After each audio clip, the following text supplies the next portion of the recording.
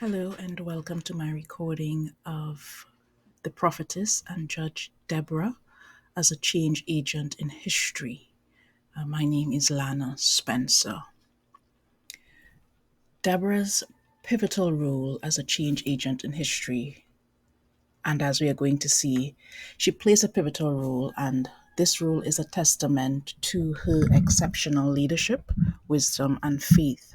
And as one of the few female judges mentioned in the Bible, Deborah stands out with her significant impact during a turbulent period in Israel's history. You'd find most content about Deborah in the book of Judges. She served as a judge and prophetess, providing guidance and settling disputes among the Israelites. Her wisdom and fairness earned her the respect and trust of the people, allowing her to influence and lead effectively. Deborah's leadership was not limited to judicial duty. She was also a military strategist and a source of inspiration. Her most notable contribution came during the oppression of the Israelites by King Jabin of Canaan, and her courage and faith were instrumental in rallying the Israelites against their oppressors. She summoned Barak, a military commander, and conveyed God's command to lead an army against Sisera, Jabin's formidable commander. And despite Barak's initial hesitation, Deborah's unwavering faith and presence assured him victory.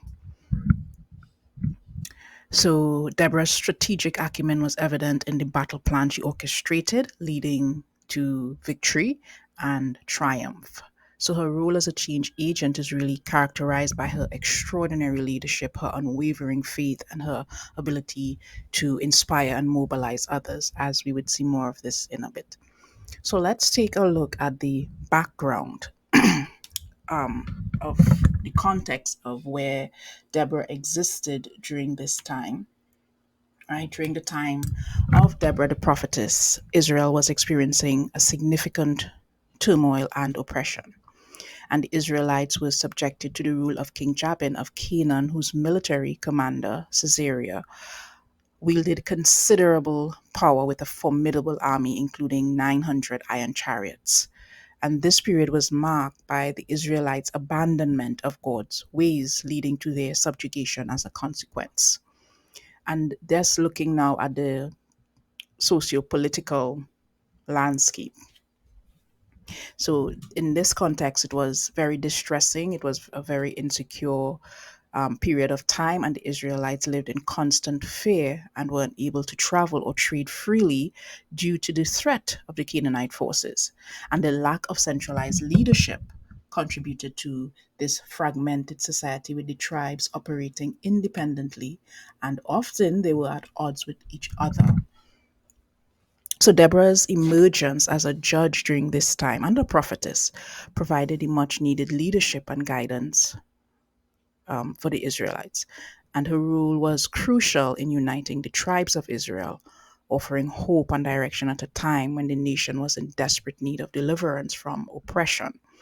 Her wisdom, her faith, her strategic insight were instrumental in orchestrating a successful rebellion against the Canaanite rule and leading to a period of peace and which you will see eventual stability for all, right?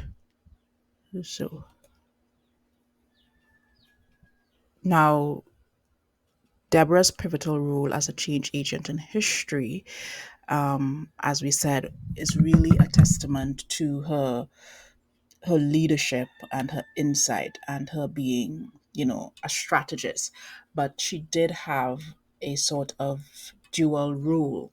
And that dual role, as we most know her for, and if you're now learning about Deborah, we most people know her for being a prophetess and a judge, and that is rare during this time, more so, which is even more significant because she was both a military and a female leader in a patriarchal society.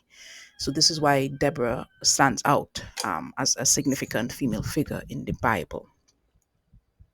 So Deborah as a prophetess, let's look at that. She had a specific role in communicating God's will. And in the Bible, where you'd find most of her story in Judges 5, she is depicted as a wise and a respected spiritual leader who, and I quote, used to sit under the palm tree of Deborah, where Israelites would come to her to have their disputes settled. So during the time of Deborah, as this prophetess, Israel was experiencing turmoil, as I mentioned before, and oppression. And the Israelites were subjected to the rule of the king of Jabin, of Canaan, of King Jabin of Canaan, sorry, whose military commander, Caesarea, wielded considerable power on this army, right? And Deborah's emergence as this prophetess provided that leadership and guidance that they needed. So her role was critical in uniting the tribes of Israel because there was no centralized leadership. The society was fragmented and the tribes were operating independently of each other. So her role became critical in uniting the tribes of Israel because she offered hope and direction at a time when the nation was in desperate need of deliverance from oppression. And this is why we start to see Deborah as a change agent. Her wisdom, her faith, her strategic insight were instrumental in orchestrating a successful rebellion against Canaanite rule, leading to a period of peace and stability later on.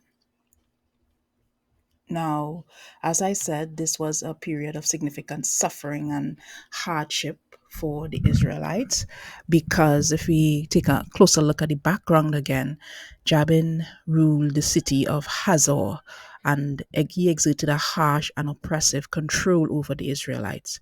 And his military commander, Caesarea, played a crucial role in that oppression. So the Israelites experienced severe restrictions and threats to their safety and livelihood. They weren't able to move freely or conduct trade due to constant danger posed by Caesarea's forces. And that oppressive environment really created a sense of fear and helplessness among them. And they were unable to resist that superior military power of the Canaanites. And this oppression lasted for 20 years, during which they cried out to God for deliverance. And this period of subjugation highlighted the consequences of their disobedience to God because they had turned away from his commandments and followed other gods. So, this oppressive reign of King Jabin really set the stage for the rise of someone like Deborah, whose leadership and faith would become instrumental in liberating the Israelites from Canaan's control and restoring peace and unity. So, a bit going back into the background here before I go more into Deborah's role as a prophetess.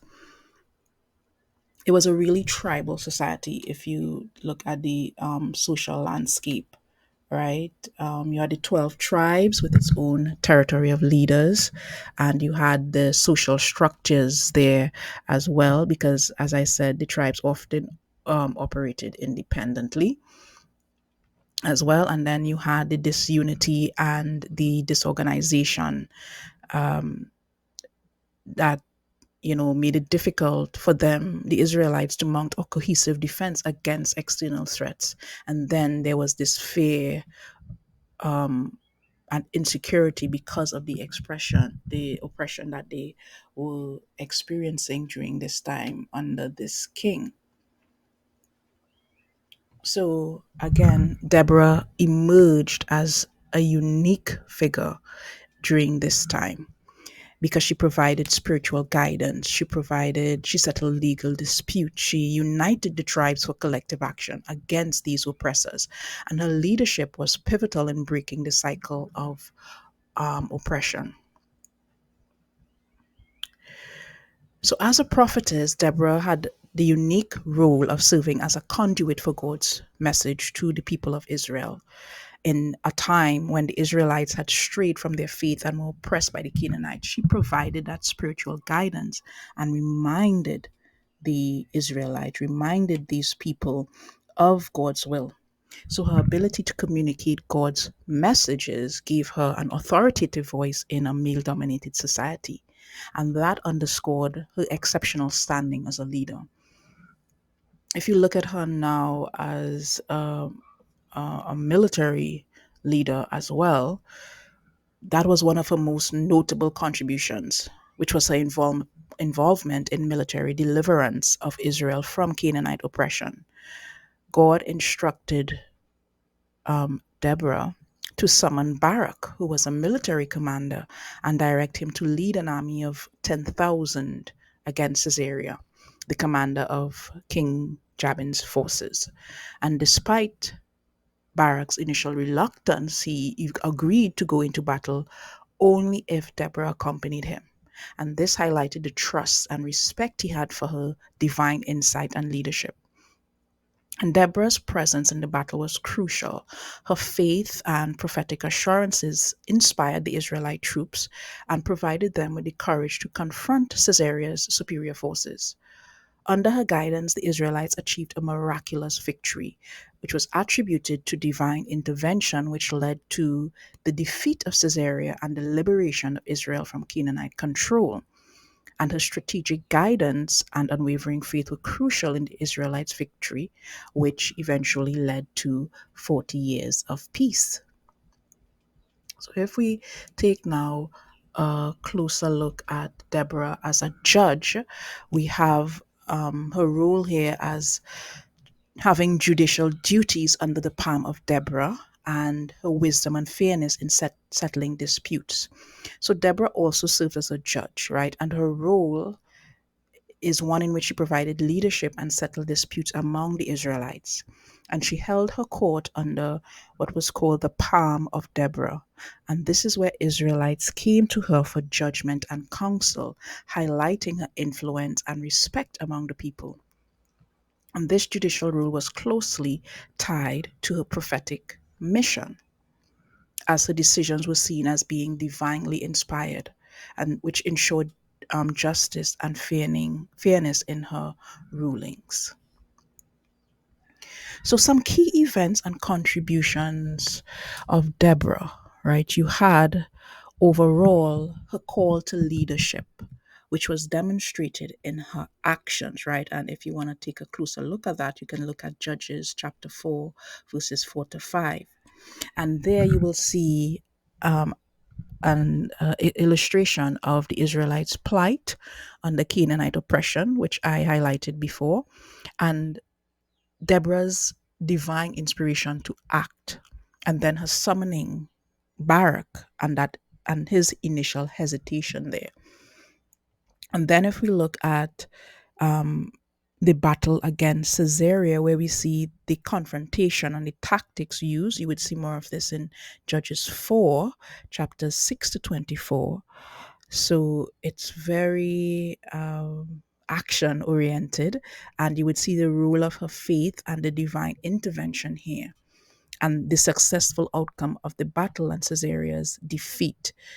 And thus brings out Deborah's role as a military leader and a strategist, planning for the battle and mobilizing the Israelite army, and the significance of her presence in the battle. And then lower down, you will, in the Bible, you will see the talk of the Song of Deborah, which came at the end, of the battle, where you would see it in Judges 5. And it's a very poetic song that celebrates the Hebrews' victory over the Canaanites and Caesarea's army. And Judges 5, chapter 5, 2 to 5, highlights it.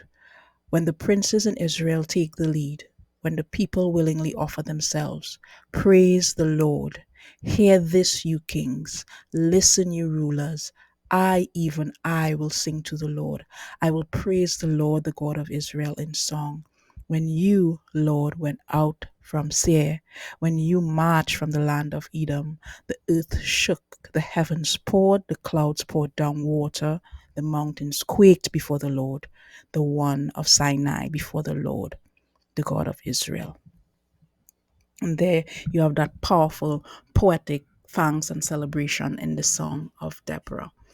And in the aftermath of that, all of their victory, you would have seen the liberation of the Israelites from the Canaanite rule, which made Deborah such a significant change agent, because the change that came was the certainty and ensuring 40 years of peace. And then Deborah was able to leave her legacy in Israel's history here. So, as a change agent, Deborah had characteristics that we would want to emulate. We are seeing that courage and faith in leadership that she demonstrated. You are seeing the importance of collaboration, having to work with military commander Barak and unite the tribes, which was important. And then trusting in God's plan and timing, even when Barak was hesitant, right? So you have that courage and decisive leadership, the wisdom and fairness, the inspirational and motivational qualities of Deborah, and that faith and reliance in the divine guidance. So, what are some lessons we can learn from Deborah? Well, one, the courage and faith in leadership mentioned before, the importance of that collaboration that we saw with Deborah and Barak, the trusting in God's plan to ensure, to see that they would be successful. And we can take away from that lessons, and the message is that if we are obedient, when God tells us to do something, go somewhere, despite our fears, if we listen to his call, his plans that we cannot begin to understand, and we be obedient, our hearts and lives may be changed by this obedience. What we can also take away as a lesson is that if we are courageous, as the old saying goes, God doesn't call the qualified, he qualifies the called. And that applies here. So, doing something out of your comfort zone to glorify him can be terrifying, as we can see, which is why Barak probably was hesitant. But faith was never promised to be easy. So, be bold and be courageous, all for his glory. And we can take away as the last lesson, but by no means the least, stand true. Never waver in your faith. We may not always know what the road ahead will look like, but we need to remember that God will faithfully guide us and will lead the way. So I thank you very much for listening to this presentation, and I will take any questions that you have at this time.